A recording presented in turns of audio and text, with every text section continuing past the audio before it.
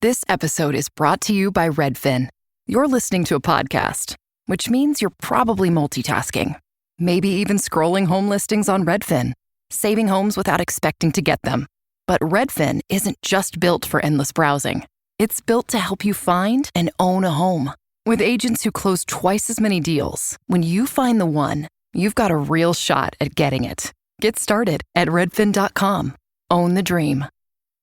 Protein is now at Starbucks, and it's never tasted so good. You can add protein cold foam to your favorite drink or try one of our new protein lattes or matcha. Try it today at Starbucks. Welcome mga papa.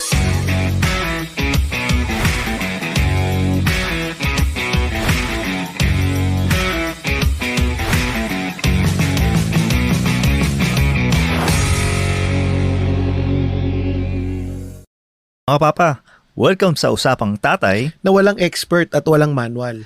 pero puro actual. Uy, sabay tayo. Ang galing Akala ko naman. hindi pa tayo magsasabit. Live na po kami. Live na po kami. Tsaka sa mga nakikinig yun, kaya kami naging sabay ni Ingo ngayon. Kasi we're in the flesh. Together in the flesh. Flesh to flesh. Flesh to flesh kami ni Ingo. Siyempre, nandito kami ngayon sa Cellar Bar ng Cool Pals at pinayagan kami mag-record dito. Sinamantala namin pagkatapos ng recording ng Cool Pals na nakapag-start kami mag-record. Ayun. So, eto nga, actually bigla... itong recording na to, walang daya kasi live tayo eh. Oo, walang daya to. Walang daya. Although nagla-live din naman tayo sa sa Facebook, pero ito talagang walang daya. Honest to goodness. Honest, no cheating. No cheating kumbaga. Oo, yan. Speaking of cheating, actually meron tayong guest na yung episode natin ngayon kasi medyo magiging seryoso tayo and kumuha tayo ng isang guest na naka-experience ng cheating. saktong-sakto, Women's Month pa. Oo, and then Women's Month pa. So sa episode na to, pag-uusapan natin yung isang sakit na hindi natin basta-basta pwedeng tawanan o malalagpasan ng isang simpleng mag-move on ka na lang. So, kasi tayong mga lalaki, alam tayo ano bang concept ng cheating. Ang ginawa natin is, kumuha tayo ng guest na babae para maintindihan natin kung ano ba yung pakiramdam ng isang babae na naka-experience ng cheating. So, welcome sa iyo. Si guest nga pala namin, si Denden. I-intro ko lang si Denden. Sige. Kasi nag-champion to sa roast battle. And sa roast battle lang yan ba yung Bicol. first roast battle? Hindi naman, pero nag-roast battle sila. Napanood kaya nag-viral yan eh. Tapos isa to sa mga pioneer and original members ng Lady Bosses. Yung only women na podcaster. Oh, yan. So, titigil lang magsalita. Welcome sa iyo, Denden. Thank you. Magandang araw po, mga kapapa. Yan. So, ano ba yung tatanong natin? Sige, go. Kasi, eto din. Kasi, dahil lalaki kami, usually, mga lalaki, aminin na natin, yung mga lalaki yung karamihan na gumagawa ng krimen na pag-cheat.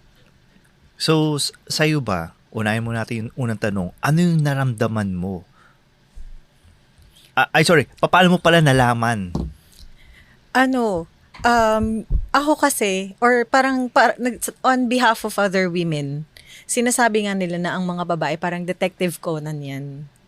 Tama. So totoo yung yung women's intuition. Yung women's intuition. Aside dun sa women's intuition, yung peripheral vision, kapag hawak ng mga cellphone ng mga husband or boyfriend. Okay, hindi ako nagla-like ng Ayun. mga sexy. Yung may mga inaapo yan. Oo. Never tayong gagawa niyang mga inaapo yan. May inapuyan ka na ba, Ingo? Parang, wala ako na inapuyan na babae, wala. Puro pagkain tsaka forest yung inaapuyan ko. At saka dun ko nahuli. Parang walang idea yung husband ko na alam ko na pala yung passcode ng phone niya na hindi ko lang pinapakailaman. Tapos, parang yun, yung intuition pumasok sa akin na all of a sudden, parang gusto ko, ay, ano kayong parang may mahuhuli kaya ako sa phone nito. Tapos, ayun na, dun ko na nahuli. So, ginawa mo, parang nung nagka-intuition ka, medyo, alam ko yung passcode, check ko nga yung phone nito. Ano pa yun? Share ko lang yung day na nalaman ko yun. Parang twice ko siyang naisip. Unang, parang, kasi sabi ko sa husband ko, ultimatum na. So, nung first na intuition ko na, check ko kaya yung phone niya, parang binrush off ko pa. Kasi sabi ko, kailangan kong panindigan yung ultimatum ko. Kapag may nahuli ako. So, binrush off ko. Tapos parang after nun, siguro nung kinaumagahan na, nagpahiwatig yung cellphone niya. Kasi nalaglag sa bulsa. Sabi ko, okay, sige, i-check ko nga. Tapos, ayun na. It's fate, no? Talagang destiny na malaman niya. Pero kasi yung intuition na yan, feeling ko, technically, hindi siya intuition, kundi nag-trigger na silipin mo siya. Silipin mo siya yung cellphone niya, ang ibig ko sabihin. So, ini-imagine ko na naging sweet ba si mister mo? Wala tayong babanggitin ng pangalan kasi nagulat ako Si mister mo na naging sweet siya or meron ba siyang ginagawang out of the ordinary kaya biglang naisip mo na, teka, bakit parang... kasi di ba yung laging nangyayari ngayon, ako lagi sa akin sinasabi to, kunyari, meron akong ginawang magandang bagay para sa misis ko. Ang hirit ng mga lalaki, mukhang may kasalanan ka. Oo. Parang may ganun bang instance na si Mr. Ikaw Hindi ka na Ako pala yung wala naman. Parang nitong huli kasi na nahuli ko siya. Parang ang chill na lang namin. Hindi hinahayaan ko siya sa gusto niyang gawin. Unlike before na hindi ka pwedeng umalis. Ayoko nang aalis ka nang hindi ako kasama. So parang chill lang. Ewan ko, feeling ko ako lang din yung naghanap ng sarili kong problema nung time na chinek ko yung phone niya. And ewan ko kung naniniwala kayo doon na kapag mag-asawa, yung sinasabi nga na as one. So parang mararamdaman mo sa partner mo na may something kasi wrong. Connected kayo talaga. Parang ganun. Anong kinakabahan ako? Totoo yan. Totoo ba yan? Totoo yan kasi hindi na ako mag sa mga details kasi pinag-uusapan natin dito si experience ni Den. Yung misis ko ganun din. Alam niya if there's something fishy happening. So, siguro it's either meron siyang ma-check tapos, and lagi siyang tama. Hindi ako dahil Women's Month, hindi ko sinasabi to. Totoo to, lagi siyang tama. If there's something fishy, alam niya kaagad na meron akong ibang kinikilos. Alam niya kaagad na, may something to. And magiging Detective Conan. Parang yun nga, sinabi ni Den. Pero ito din kasi sabi mo, ultimatum na. Nung una ba, kasi ibig sabihin, nung sinabi mo ultimatum, ibig sabihin, maulit-ulit nangyari or may mga first instances. So, nung unang nalaman mo, ano yung pinakaunang-una mong naramdaman? Kasi ibibigay ko, kasi ako nang naisip ko, it's either galit, hiya, lungkot, disbelief. So, alin doon ang mga naramdaman mo? Siguro mas nangibabaw sa akin yung galit. Kasi parang all along akala mo okay yung relationship nyo. Pero may ganun kang malalaman. So parang galit in a way na may ano bang kulang or ano bang ginawa ko? Bakit kailangan mong gawin sa akin yun? Parang naghahanap ka ng problema sa sarili mo. Na nagagalit ka na, so ano bang mali sa akin? Or parang galit in a way na, bakit kailangan mong gawin yan? Kasi akala ko okay tayo.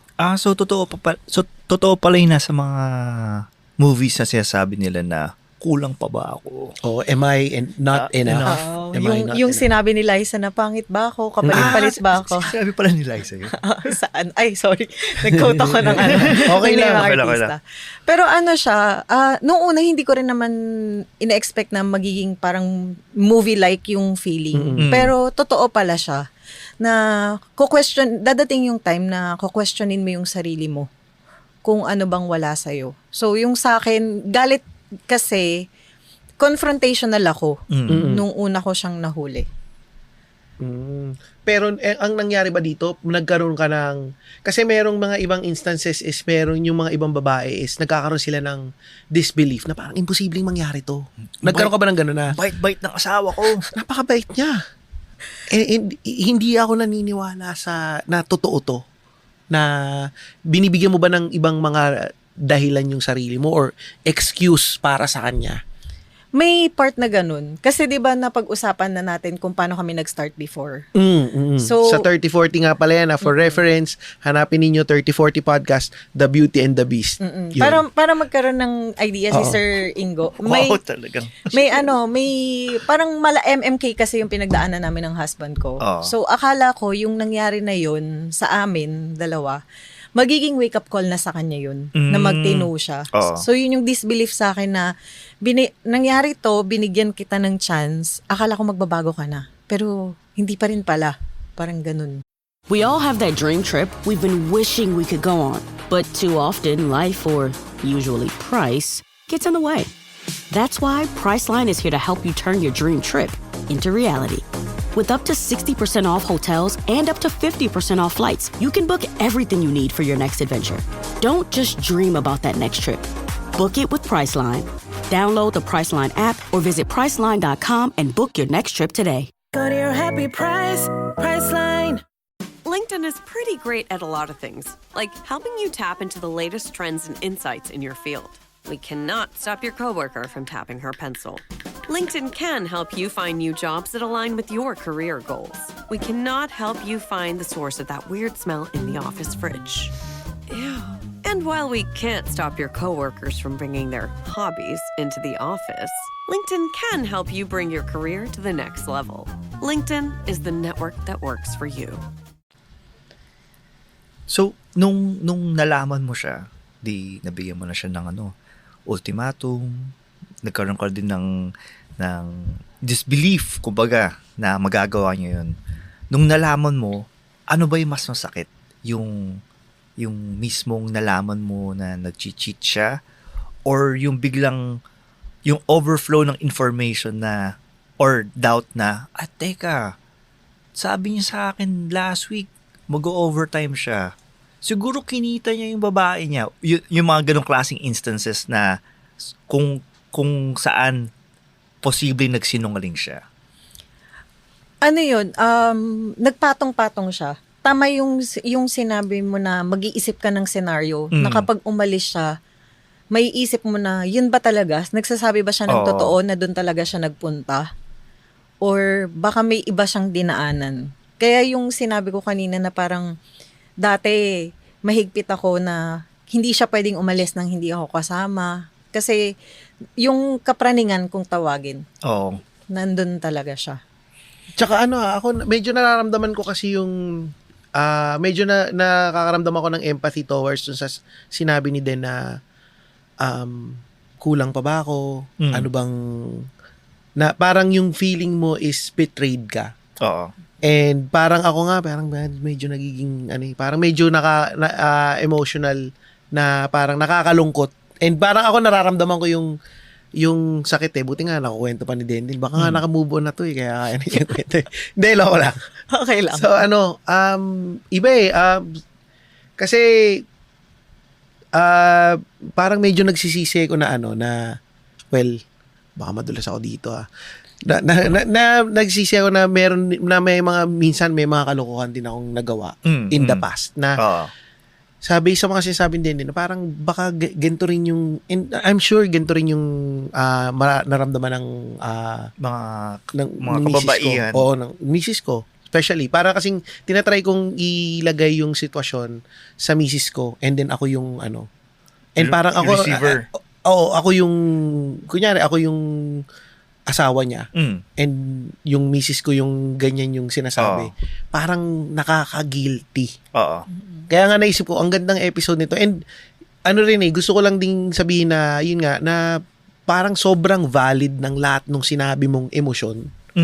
Na maganda rin na naririnig din ng mga listeners natin ito na mga tatay na mahirap kasi ito na pagdaanan ng asawa ninyo and as much as possible dapat hindi natin pinaparana sa mga asawa natin to. Yun. Nadala lang ako sa kwento kasi talaga na ano. Hindi, totoo. Na ano, kasi kanina nag-uusap tayo, di ba? Nasabi ko din, totoo yan, masakit yan eh. Ang hirap, yung feeling na na-betray ka, na parang feeling mo ang kawawa mo. So, ayun, yun lang yung ano. Ito din. Kasi ini-imagine ko yun yung emotion mo. Tapos ini-imagine ko din yung based to kung gaano ka passionate si Tristan do sa pagkwento niya. Nangyari na ba sa'yo na nasabi mo na tanga na, sino ba yung babaeng yan? Susugurin ko yan. Kasi feeling mo na siya talaga yung may kasalanan, hindi yung husband mo. Actually, may kinonfront ako. Hindi ko confront ko. Actually, wala akong alam sa ano. Okay lang, Walang okay pinakwento sa akin si Yata, Tristan. ayun na, okay. May kinonfront ako na kinausap ko yung girl na kasi alam nung babae na asawa ako. So, kinonfront ko siya regarding dun sa nahuli kong messages. Pero syempre, dininay na parang trip-trip lang yung mga ganun. Pero yung point siguro na mananabunot, yung mananakit, siguro naisip ko siya, pero parang naisip ko din na hindi worth it.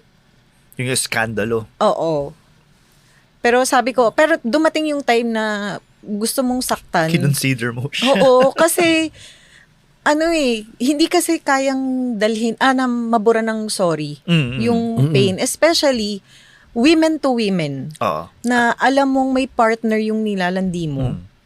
Babae ka din. So, you should know how it feel kapag ginawa yun sa'yo. So, bakit mo pipiliin? Kasi hindi siya accidental kapag ka pumatol ka sa may partner, sa may asawa. Sa may asawa. It's a choice. So, choice mong manakit ng kapwa mo babae. Unless talagang tinago ni Guy na committed siya. Pero kung may knowledge ka naman, dapat wala kang excuse. Oo. May knowledge talaga yung babae nun kasi we're working in the same company. Oh! Dun. So, ayun. Hello sa'yo. Pero minsan kasi, hindi ko naman dinidefend yung mga lalaki dito. Pero minsan, or yung babae na pumapatol, minsan kasi may mga lalaki na sinasabi nila na hindi, na kami, on the rocks na kami, nagkakalabuan na kami. May nabasa akong ganyan. Parang pick-up line yata ng mga lalaki na gusto mga bit, Oo, yun parang nagkakalabuan namin, hindi na ako masaya. Yun yung mga... Actually, ginamit niya yung linya na yan. Okay guys, huwag yung gamitin pick-up line niya na. Pero sakto kagabi, actually ito, totoo to. Kagabi, may pinapanood akong TikTok na ini-explain yung psychology behind sa sort of cheating. Na may dalawang magkaibigan daw, na sinabi na, uy, okay yung ang swerte mo naman sa iyong girlfriend, ganun din yung sa isang guy, swerte mo naman sa asawa mo. So, parang nag-compare notes sila na buti pa yung asawa mo, buti pa yung girlfriend mo. Na in reality, ang nakakita lang nila is surface level. Pero once na tumagal ka doon sa certain relationship na yun, makakita mo din yung mga pangit na features nung kanya-kanyang kanya-kanyang partners.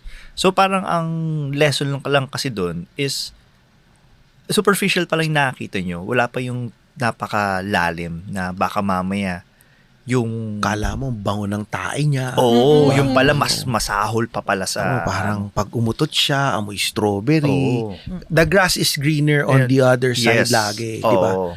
And isa pa, kunyari yung mga kabit. Kung ikaw nakikinig ka tapos ikaw ay isang kabit. Ano pa ba yan? Yung kabit ba politically correct o ano, pero sige, sabihin na natin silang kabit. Sa umpisa kasi madalas okay lang sila na hindi, okay lang ako na second place lang ako. Pero Hindi naman niya mahal yung asawa niya. Hindi naman niya mahal yung asawa niya. Ako yung pero ako yung mahal niya. Minsan ang sasabihin niya, lang to, trip-trip lang. Kagaya nung sinabi ni girl Kaya naalala ko lang na trip-trip lang to, wala na, no feelings, ganito. Pero parang sa lahat ng bagay walang nagwi-wish na second place ka lang. Totoo. Pwedeng nag-umpisa ka, third place, second place, pero you're always gonna work up to being the first place. To replace whoever is the champion. Yes. So, kung ikaw ay isang listener na nakikikapid, alam na natin na yun yung goal mo. And kung ikaw din, isa kang lalaki na feeling mo, hindi, trip-trip lang to, wala to, ganito. Lahat lalo na kung competitive, ang si second place is very competitive, gagawin niya yung lahat para lang maging first place siya. Magpapababoy siya sa'yo. pero ako triste na. Kunyari, naging kabit ako. Ayoko siguro maging first place kung politiko yung asawa ng politiko or asawa ng police or anyone in power. Siguro, kasi baka mabaril ka. Sa'yo, okay na ako sa second place. Antay ko na lang mamatayan. Pero ito, then, meron bang, kasi sabi mo, alam mo yung mga phone niya, ganyan, yung mga passcode, hindi mo chinecheck. Nagkaroon ka na ba ng mga, meron ka bang mga nakitang signs before na binaliwala mo lang? Kasi parang, love niya ako hindi na ako pagpapalit. Oo, tama. Yan yung mga nakita ko na yung may mga red flag. Hindi. Yung mga tipong na-realize lang niya, no? Nung nakita niya yung Tapos nung nag-backtrack, kasi nag-reanalyze ka di ba? Tapos parang dati, baliwala lang. Meron kang mga ganong, para lang sa mga kababaihan siguro na kaya tips. pala. Yun. Meron. Yung yung sa akin nun, parang, kasi di ba yung sinasabi nila na once a cheater, always a cheater. I ignore that. Numerous times na naman din akong may nahuli. Hindi ko po sinisiraan yung, hindi ko intention na siraan yung husband ko, but this is based on my experience na maraming beses ko na siyang nahuli. Pero, ang personality ko kasi when I first met my husband is, even the slightest chance na 0.01 na makakita ako ng kabutihan sa'yo, I'll trust you na mag-grow pa yung goodness na yun. Mabait kasi talaga to. Kasi Jehovah's Witness to dati. Dati. Pero, siguro ibang topic na siguro. Pero ibang topic. Pero, naisip ko mabait. Mabait to si Den. Kaya nga, bilib ako sa kanya, mabait to So, yun. Pero yun, na-ignore ko siya in a way na, parang yun nga, naniniwala pa rin kasi ako na marirealize niya na kailangan niya ng magbago, especially kasal na nga kami, parang ganun. Pero nitong mga nakaraan na yung ultimatum na, parang dun ko na-realize na I have given enough chances naman. So parang wala naman na akong natira para sa akin. So yun yung parang sabi nga, pag pinag-uusapan namin ng mother ko, kasi ang mom ko old-fashioned din siya . Like, kung kasal kayo, try nyo i-work out. Ang sinasabi niya sa akin, nung una pa lang, nakitaan mo na ng ganyan, pero pinili mo pa rin pakasalan. So, parang ginaganon niya ako. So, kapag may nakita ka ng red flag, mahal mo yung tao, pero sabi nga nila, i-prior mo pa rin yung sarili mo. Kasi hindi ka mamahalin ng ibang tao kung ikaw, hindi mo kayang mahalin yung sarili mo. Kagaya ng lagi kong sinasabi sa podcast na to, pag magka-crash ng airplano at nawawalan na ng oxygen, bago mo lagyan ng oxygen yung katabi mo, lagyan mo muna yung sarili mo. Para mas kumpleto ka pagka lalagyan mo ng oxygen yung katabi mo. Totoo. Pero curious ako doon, kasi siyempre, practically speaking, may mga ibang babae dyan na kahit ilang beses na nag-cheat, kahit na nagkaroon pa ng anak sa ibang babae, sila pa rin for some weird, anyway, siguro sa ako na we were doon lang doon. For some reason, definitely, pero, yun, ano yung sa tingin mo yung nag-go through sa head nila pagdating sa mga ganon na tipong lantara, yan na yung ebidensya . Nakita mo na yung... may anak na. May anak tapos na. maraming inuuwi ang iba-iba. Tapos kamukha pa ng karelasyon nila yung anak, ganun. Ano sa tingin mo yung nag-go through sa head nila? Bakit they still cling doon sa relationship na yun? Para sa akin, siguro siguro limited yung pagkikipag-socialize nila sa ibang tao. Kaya nakukulong sila dun sa feeling na eto lang yung magmamahal sa akin. Nagustuhan ako minsan parang sinasabi nga nila, lalo na for relationship na mahaba na yung pinagsamahan, yung comfortability mo na yun yung laging mong kasama na tinanggap ka kung sino ka, para nakabox ka dun na eto, nakita na nito yung flaws ko natanggap niya ako, though nagawa niya yun, pero pag naghiwalay ba kami, may iba pa bang taong kayang tumanggap sa akin? Naramdaman ko yan dati sa alam naman dito sa podcast na to na dati nag-asawa ako tapos naghiwalay kami. Yun yung naramdaman ko nung naghiwalay kami na parang may magkakagusto pa ba sa akin? Naka-ready ako dyan, Tristan. Ay, ikaw nga pala. Wala ako. Oo nga single pala. pa rin ako. Ako nga pala, single to. Pero hindi naman ako looking. Pero okay looking to, lagi itong kaya lagi ito nagpapagawa ng kilay. Baka mabaril lang. Looking. Baka mabaril tayo dyan. Pero yun nga, merong, kasi nandun yung maraming mga ibang mga nilang babae, nagkikling on sila dun sa tagal ng relationship. Kasi, yun nga, nagkaroon ako ng relationship before from high school hanggang nagtatrabaho. Tapos nag-break kami. Nung pagka-break namin, ang feeling ko lang parang wala. And then, makakita ka ng mga tao na parang magsisettle ka na, hindi, siguro ito na yung makakatanggap sa akin kasi iniwan nga ako dati and ganito, ganyan comfort zone ko to tapos biglang nawala. Pero so hindi rin talaga nagiging sukatan yung tagal ng relationship no. Minsan nga mabilis lang. Oo. Kasi biglang kayo nag-asawa na ikaw, Ingo. Ano yun? Ay, hindi mo di ba? Ako tagal namin ng ex-wife ko pero hindi. Sa huli naghiwalay din kami. When you want your spring break to feel like and your kids' pool day to feel like and your hotel bed to feel like and room service to feel like because at Hilton, hospitality feels like your cabana's ready. Would you like fresh towels? It matters where you stay. Book now at Hilton.com. Hilton, for the stay. This episode is brought to you by Nespresso. Introducing Virtuo Up, the latest in a long line of innovation from Nespresso. It's innovation you can touch, sense, and taste in every single cup.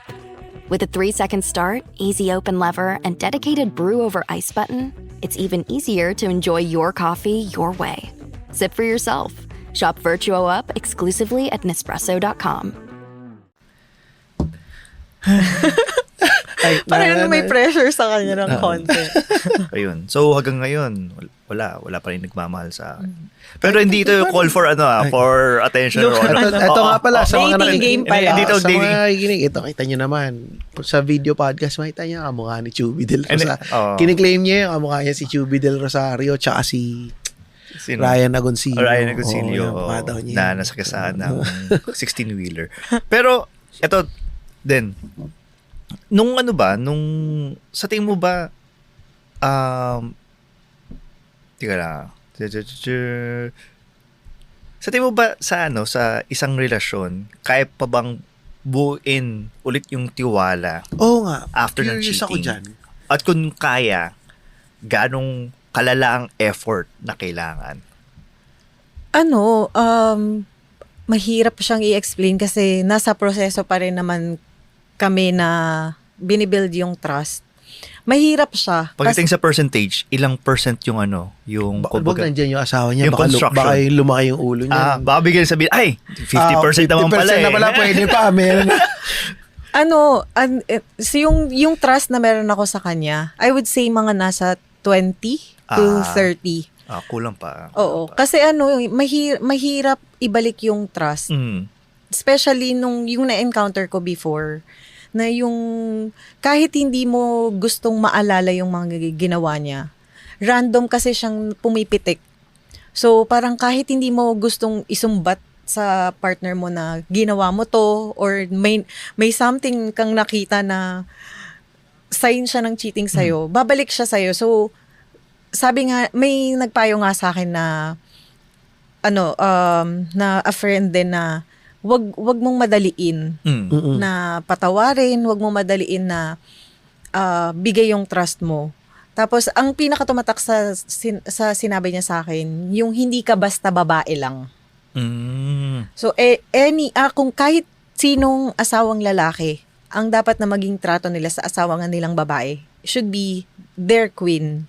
Yes. Yun yung gusto ko nga rin idagdag eh. Parang sa isang relationship kasi, 'di ba, mag-asawa or mag-partner, you are supposed to be each other's refuge.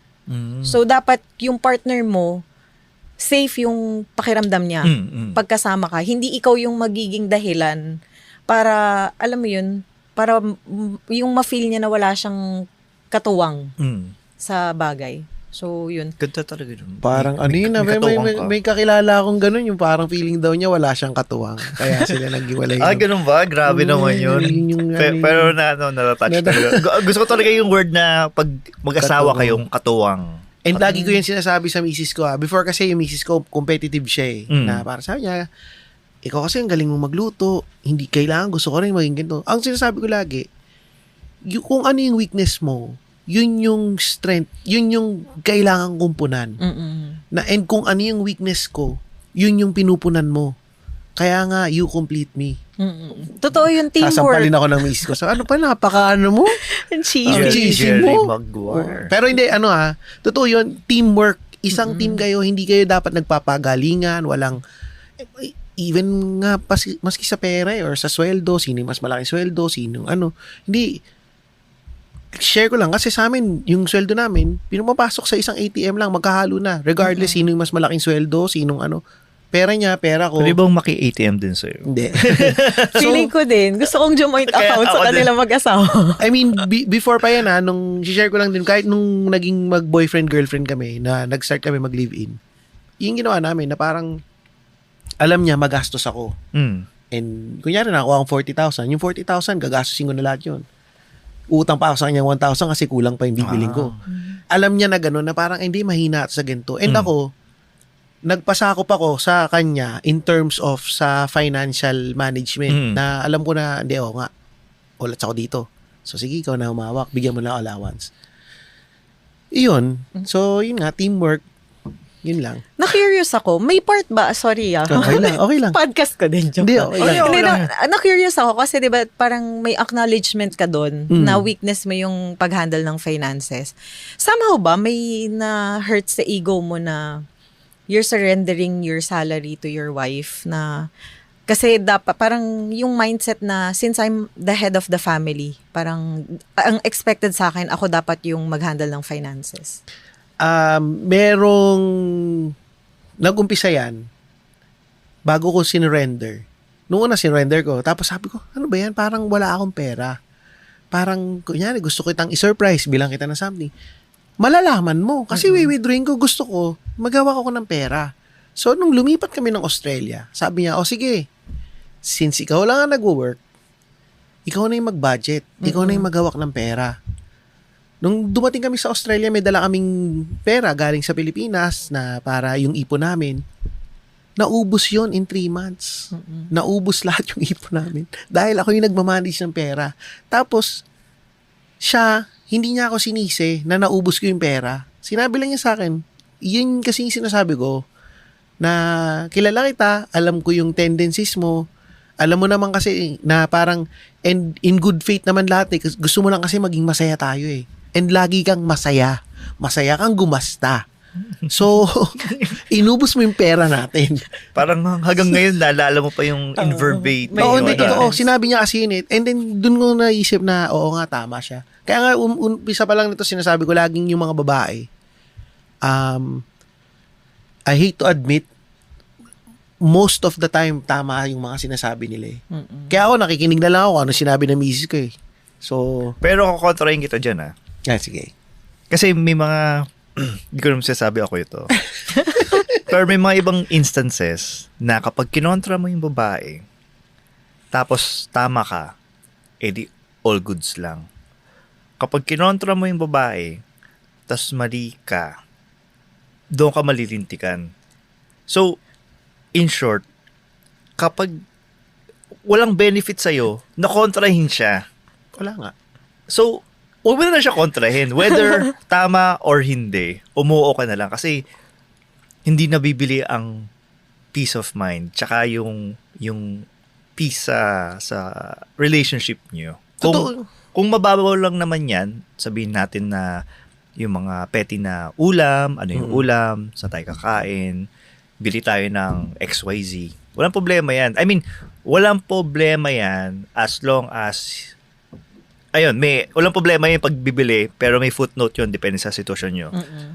So, ayun, umuho na lang kayo, guys. Totoo yan, umuho na lang kayo. Pero ako kasi, I had to learn it the hard way. Kasi, lagi ako may thinking ako na yung equality, na akala ko equality, so dapat may say din ako. And very outspoken ako pagdating sa ganyan, na pag nakita ko mali yan, dapat ginto. Na parang ginagawa ko, tinuturuan ko siya kung ano yung dapat niyang gawin. Na feeling ko kasi, tama. So kami nag-aaway, nagka-clash kami doon na natutunan ko na lang na tumigil at mag-shut up. Siguro mga 40 years old na ako. So sobrang tagal niyang... Parang last year lang yung Tristan.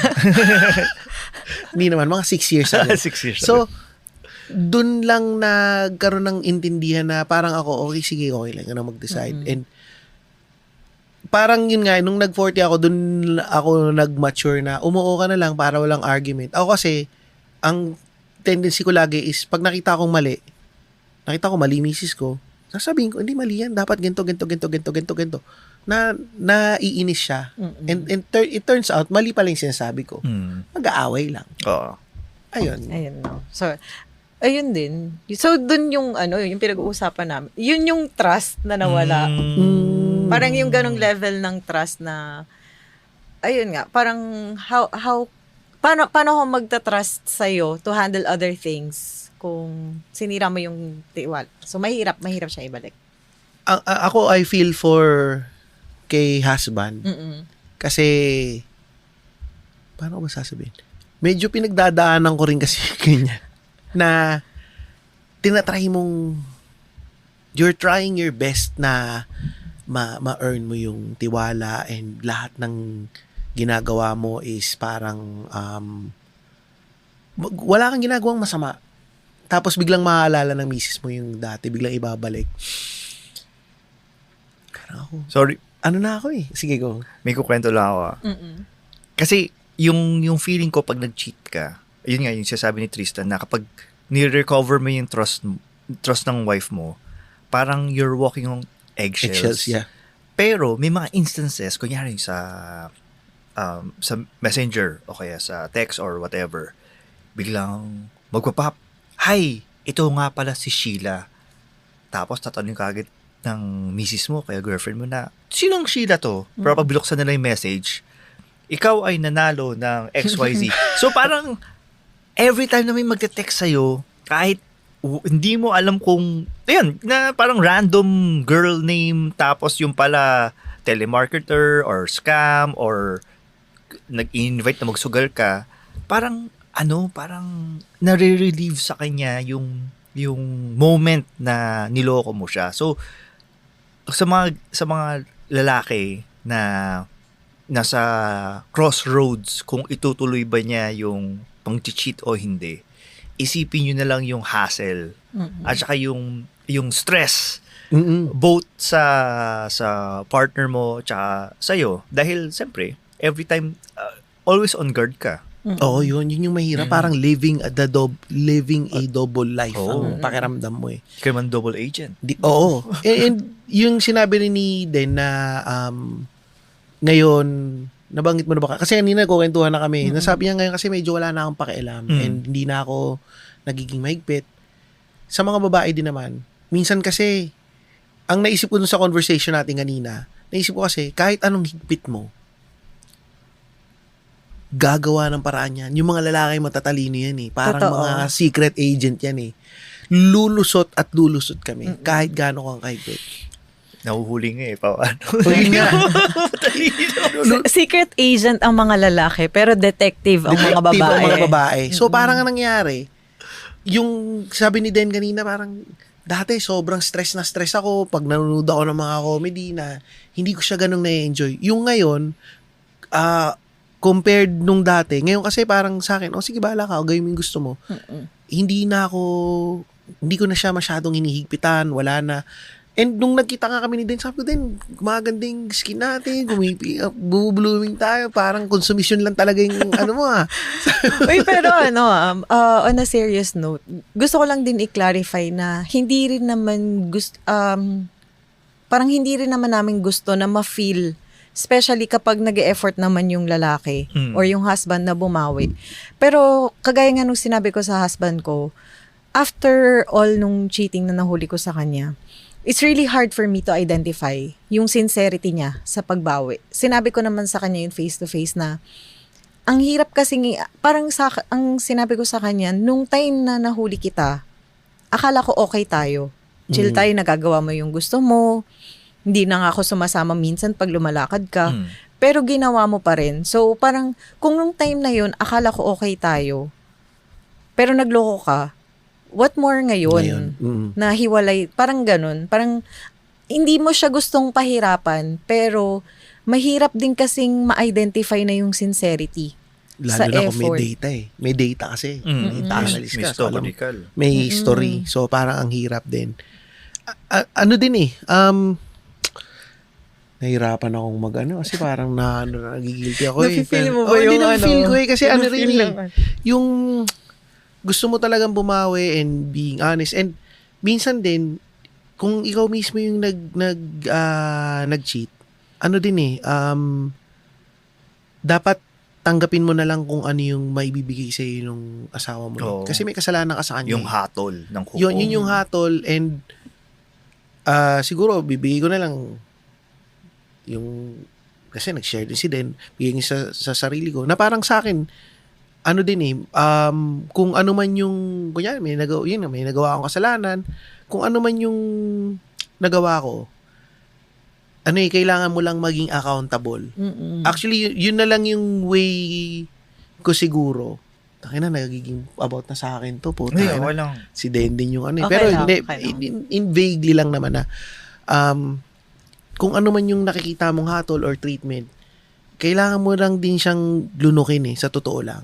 And pero minsan umabot ka rin, yung mga lalaki rin minsan umabot din sa point na parang mag-iisip ka ng mga ibang dahilan kung bakit mo ginawa yun eh. Totoo. Pero wala kang valid reason kung bakit mo ginawa yun.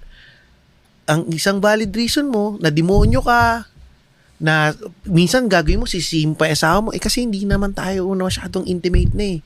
Kaya naganap ako ng iba. Hindi yun valid reason eh. So, maraming kalalakihan, yun yung laging sinasabi na kasi hindi na siya sweet sa akin, wala siyang oras, walang ganito. Wala akong maisip na pwede ko pang i-reason kung bakit. Kunyari ako yan, sabihin mo nag-cheat ako. Wala na akong maisip na valid reason na parang sabihin na nag-cheat ako kasi si ganito, ganyan-ganyan eh. Wala. Tatanggapin mo na lang. Lalo na pag nahuli ka. Sorry, nag-iisip pa rin ako kung ano yung magandang rason ko bakit ka nag-cheat. Hindi, joke lang. Pero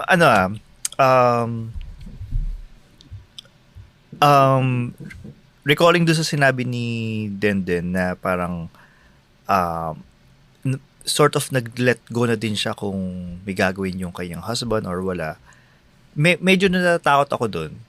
Kasi naghiwalay kami ng wife ko dahil alam mo yun, yung sinasabi nila na mas matindi ang pagiging indifferent sa iyong partner kaysa doon sa hate or yun.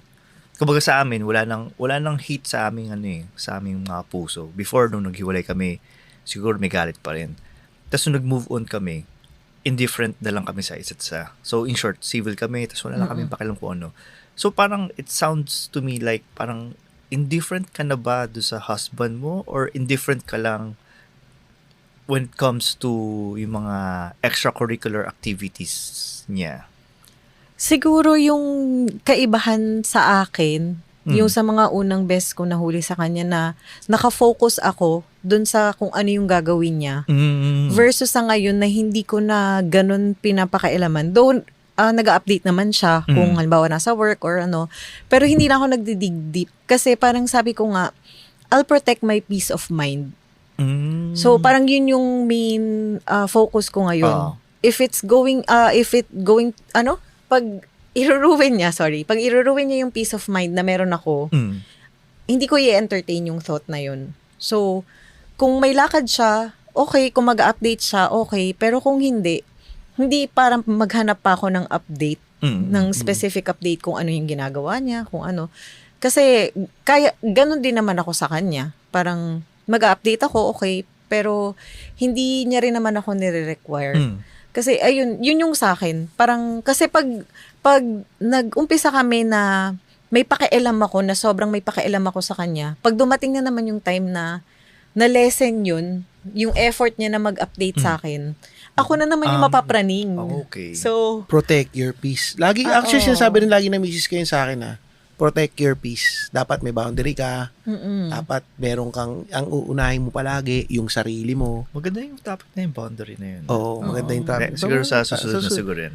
Pero ito din, since, kasi nga, alam naman natin, hindi ko bang tama ba yung sabihin ko na term na okay naman kayo for now?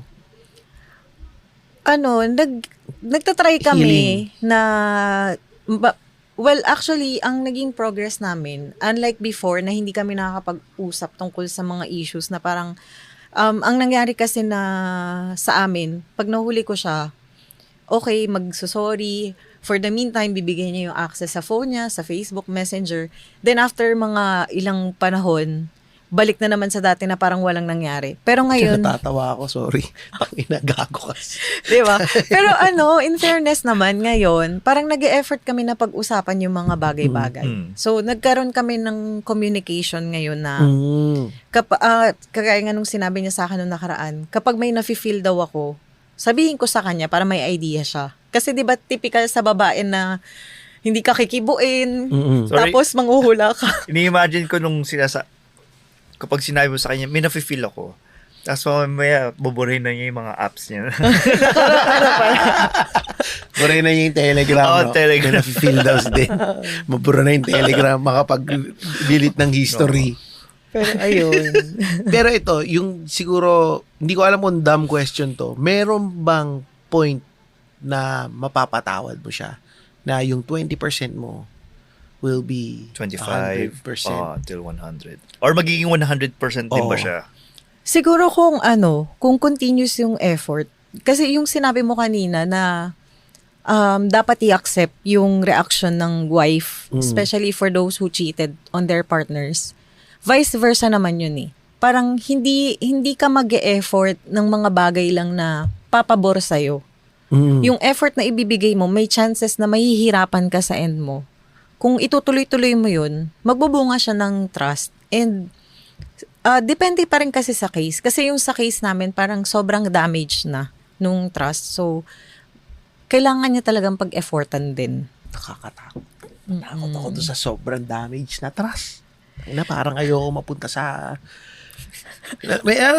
parang natatakot ako na parang ganun na kaya nangyayari sa akin. Kasi baka mamaya ganun na lang mangyari. Kasi... Feeling ko naman, hindi naman kasing lala yung sa kanya. Hindi ko pa siya nakukulit. Baka pag-uwi mo sa bahay. Hindi ko nga kaya pag-usapan kasi naano ko eh. Nasa labas na yung mga gamit mo. Nasa labas yung mga gamit ko. Pero ang naisip ko nga, pag inisip mo, easy way out. Pag inisip mo yung kay Eden, easy way out. Wala naman sila anak eh. Wala pa ba kayong anak? Wala silang pwedeng i-hostage na hindi mo pwedeng hiwalayan. Kasi may anak tayo. Magbabago na yung stance ko niyan. Dapat hiniwalay yung... Joke lang. Baka may sumapak sa akin paglabas eh. Pero ito din, yung magpapatawad mo nga kay husband, sa tingin mo ba, ikaw ba, dapat mo rin bang patawarin yung sarili mo? Meron bang ganung ano sa'yo? May ganun akong Oo. Kasi for a long time, mas nakafocus ako sa kanya. Putang inang yan pala. Ay, sorry. Ay, hindi tatayhod talaga to. Yung, di ba yung sabi mo nga, na-appreciate ko pag nako-complimentan ako na mas umokay, mas maaliwalas yung mukha ko, na mas, kasi yun yung hindi ko na ibigay sa sarili ko. Na dapat pala kahit may partner ka, aalagaan mo rin yung sarili mo. Na parang, kailangan mo parang beauty products, yung mga ganun. Yung ikaw din, aalagaan mo din yung sarili mo. Kasi, bukod dun kasi ako, parang naging mapaghanap ako sa kanya na dapat ginagawa mo to sa akin eh. Parang ganun na, dapat ikaw yung nag-aalaga sa akin. Baby mo ko. Baby mo naman ako. Baliktad. Nagmukha akong nanay kasi siya yung na-baby ko. Siya yung na-baby. Tangina talaga. Ay. Pero ayun, yun yung yung hinihingi ko ng tawad sa sarili ko. Kasi parang kaya ko palang alagaan yung sarili ko. Pero hindi ko siya nagawa before. Parang napabayaan ko yung sarili ko sa kagustuhan ko na parang nung nahuhuli ko siya nag-cheat, parang nakikipag-compete ako. Doon sa mga nahuli ko na parang ano bang dapat kong gawin hanggang sa point na napabayaan ko na pala yung sarili ko. Tsaka nga, parang masyado kang nakabantay eh. Bantay na bantay ka na ikaw mismo, hindi mo na nabantayin yung sarili mong pagkatao. Meron akong kakilala. May nakwento sa akin. Ayan. na edi mag-asawa sila. Tapos, in-advisean yung si girl na, uy, pero yung husband niya nag-cheat na. Sabi sa kanya, ay sabi ng girl, sabi sa girl ay, kasi naman, pag umuwi yung husband mo from overseas, ito yung nadadatnan niya. Itong bahay na to yung nadadatnan niya. Tapos hindi ka nakaayos, hindi ka naka-XYZ. Hindi ko naman sinasabi na dapat sobrang pretty cat at all. Pero at least mag-effort ka naman sa sarili mo na ayusin mo din ayusin mo din sarili mo. Yes. Kaya ito masakit masakit to. Both genders, masakit to marinig na kaya ka pinagpapalit eh. Hindi mo inaayos yung sarili mo. So, yung din ba yung na-feel mo nun? Yung may walang yang kaibigan ka ba na sinabi sa'yo yun? Kaya, hindi mo inaayos sarili mo din eh. Parang sinisi ka pa. Oh. This episode is brought to you by Peloton. Step up your sweat with the Peloton Cross Training Tread Plus. Swivel your screen 360 degrees and follow your favorite instructors on and off your tread. Track your form and reps with the movement tracking camera. Feel supported as you train on the cushioned slap belt and move to the beat with Sound by Sonos. Elevate your workouts with the Cross Training Tread Plus. This sweatsuit feels like instant recovery mode. Meet the Smooth Spacer matching hoodie and joggers from Lululemon. In a weighty fabric that's soft on the inside and sleek against your skin, bringing that perfect cool-down feeling wherever the day lands. Smooth Spacer sets. Available now at Lululemon.com. Parang wala naman. Mabubait naman mga kaibigan. Sorry, ako lang pala yun. Hindi, okay lang. Hindi, pero ako, kasi na-feel ko na rin naman yun sa sarili. Ako yung naka-feel sa sarili ko na yun nga, hindi ako nag-aayos. Ay, hindi. Parang meron, ang feedback na narinig ko sa friends, bakit yung itsura na yan, ba't mo hinahayaan na ganyanin ka? Something like that na ano. Yung itsura mo. Joke lang. Pero hindi, yun yung ano, parang, yung mga friends ko naman, yun din yung isang blessing sa akin. Sabi ko nga, I may not be lucky to have a faithful partner. Pero I have faithful friends na kaya nilang mag-real talk sa akin without walang sugarcoating. Oo. Hindi sila nag-sugarcoat. At the same time kasi, parang hindi nila kinakrush yung confidence ko.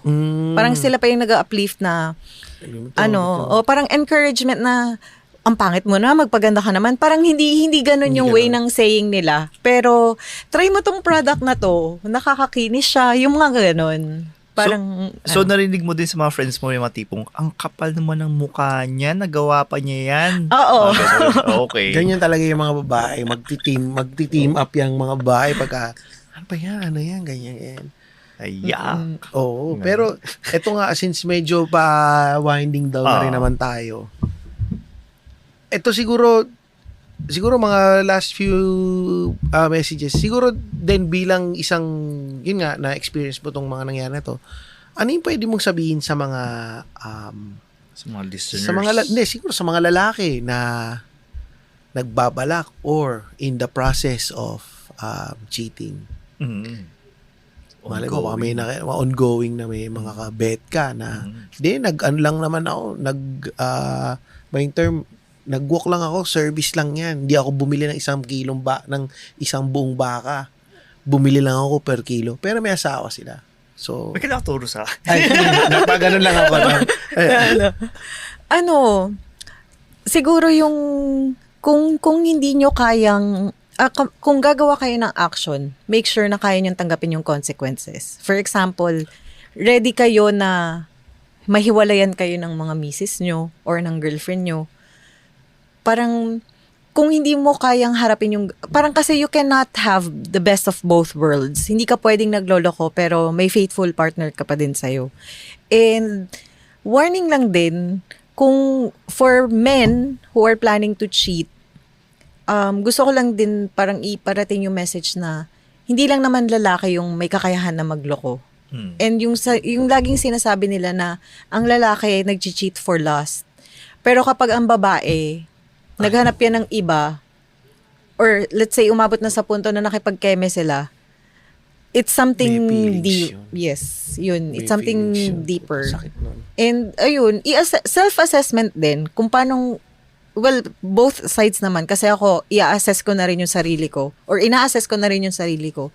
I-assess mo rin yung sarili mo na, after ba, kung mag-cheat ka at mawala sa'yo yung partner mo, kaya mo. Oo, kaya mo ba? Or sa ugali mo bang yan? Tingin mo yung pagtsatsaga na ginagawa sa'yo ng partner mo, may magpapakita pa ba ng same na patience? Tinamaan ako ng konti. Parang ganun. Sorry na. And ayun, wala ako natatakot ako, baka may ibang tumama sa akin. Nakabala. Pero ayun, don't cheat kapag hindi mo rin kayang panindigan. Oo nga, kung wala kang bayag, ibig sabihin din nun. Tsaka, kung hindi mo na mahal yung partner mo, hiwalayan mo na lang. Totoo. Kasi kahit naman ayaw niya makipaghiwalay sa'yo, kung ayaw mo na, at least nasabi mo na nakipaghiwalay ka. Pareho kayo malinis. Makahanap man siya ng iba, maghanap ka ng iba, walang sabit. Parang walang komplikasyon. Kaya dyan ako bilib kay Ingo eh. Delikado yata. Para pag sinabi ng lalaki na, sino ba yung lalaki na yan? Papatayin ko.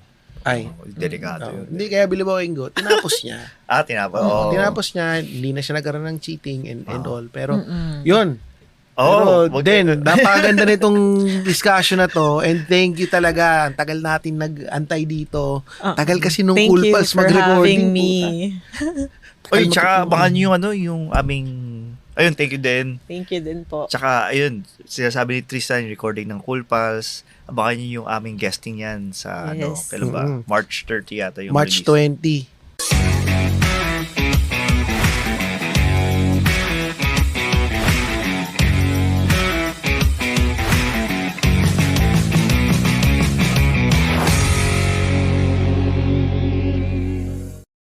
March 20 ba yung release? March 20 yung release. Bukas na yung sa Friday na. Friday. So, kailangan ma-release natin to before yun, di ba? Friday.